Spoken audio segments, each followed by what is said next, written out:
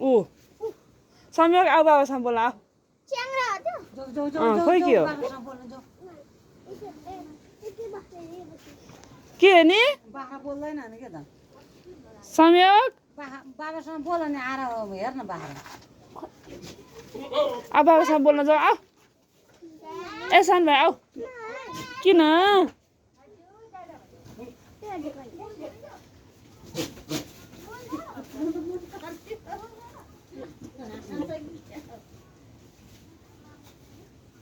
के भो संयोग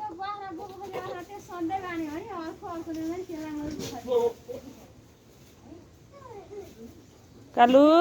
अब बाबासँग बोल्न जाने आऊ टाढा पुर्याउँदाखेरि बाँड्न ल्याउनु सक्दैन कालु आऊ बाबालाई तिम्रो कति धेरै याद लाग्यो अरे के आऊ तिमीलाई याद लागेको छैन बाबाको किन ए तपाईँको याद लाग्यो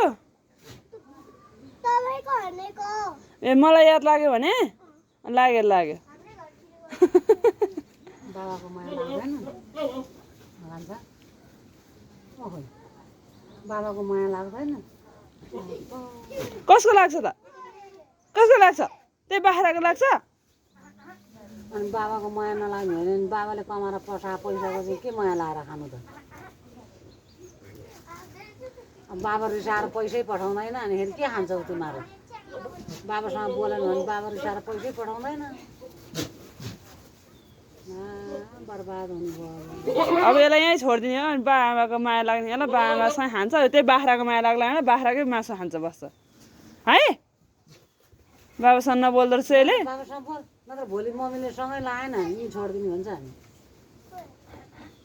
आऊ ल आऊ बाबासँग बोल्ने नि आउने नि हस् हस्